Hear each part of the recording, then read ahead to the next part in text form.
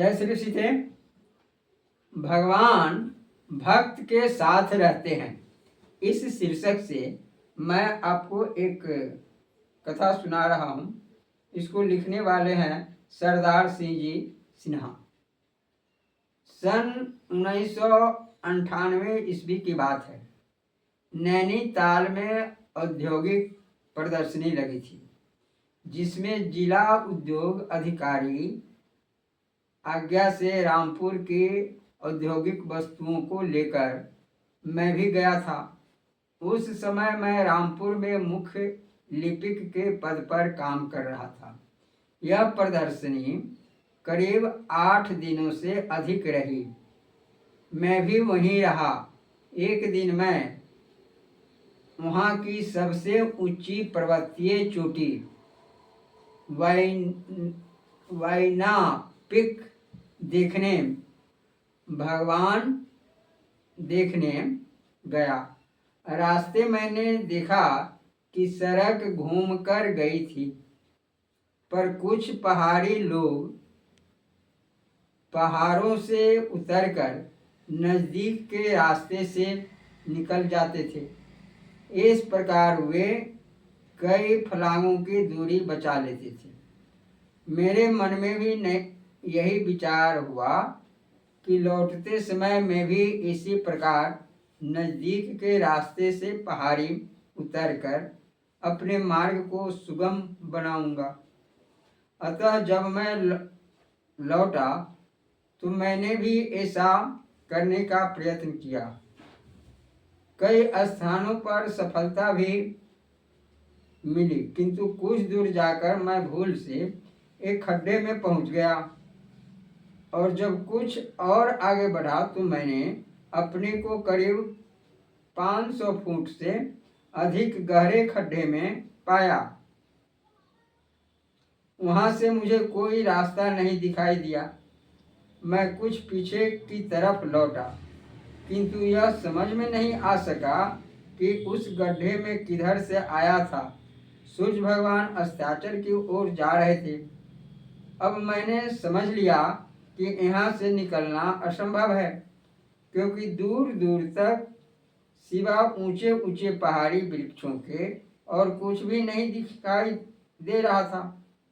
एक नदी का सूता था, जिसमें बड़े बड़े पत्थर थे। मैंने विचार किया कि इन पत्थरों के नीचे आज रात गुजारी जाए, जिससे कोई जंगली जानवर मुझे देख न पाए।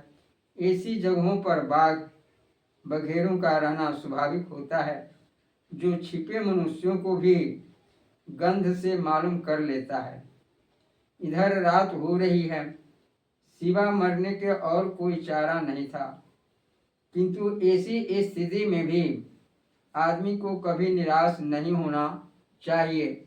मैं अपने आप को भक्त तो नहीं कह सकता, परंतु इतना जरूर कहूँगा कि जब कभी मैंने भगवान को याद किया, मुझे ऐसा प्रतीत हुआ कि भगवान सर्वदा मेरे पास हैं।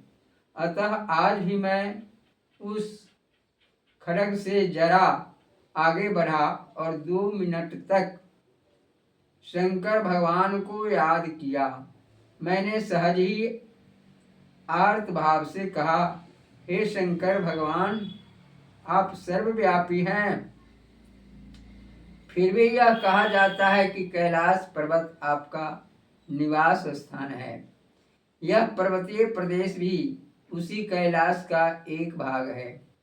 क्या आप नहीं देख रहे हैं कि मैं इस खड्ग में हूँ और थोड़ी ही देर बाद वन्य पशुओं का आहार बनने वाला हूँ। इसके बाद मैंने सामने नजर डाली तो क्या देखता हूँ कि एक लंबा चौड़ा आदमी सिर पर घास का गट्ठर रखे चला आ रहा है। मैंने उससे कहा, भाई, मुझे मल्ली ताल जाना है। उसने कहा, मेरे साथ चलो। मैं 2 ही मिनट उसके साथ चला और अपने आप को मैंने बहुत ऊंचाई पर पाया। उसने कहा कि तुम इधर से चले जाओ, मल्ली ताल पहुंच जाओगे। इसके अगले ही क्षण मैंने देखा कि मैं अकेला ही एक पहाड़ी पर हूँ। मेरा वह मार्गदर्शक न जाने कहाँ ओझल हो गया।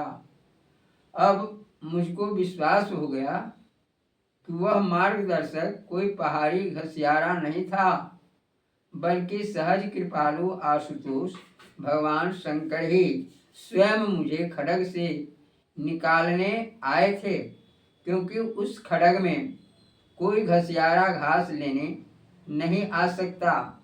मैंने अपना यह अनुभव पाठकों के सामने केवल इसलिए रखा हूँ जिससे वे विश्वास करें कि इस कलिकाल में भी, जिसमें चारों ओर पापों के काले बादल छाए हुए हैं, भगवान जरा सा विश्वास रखकर पुकारते ही दीनों की असहायों की रक्षा करते हैं। जय श्री सीते। यह प्रसंग आपको अच्छा लगे तो कृपया इसे अवश्य देखने का, सुनने का प्रयास करेंगे। जय श्री सीते।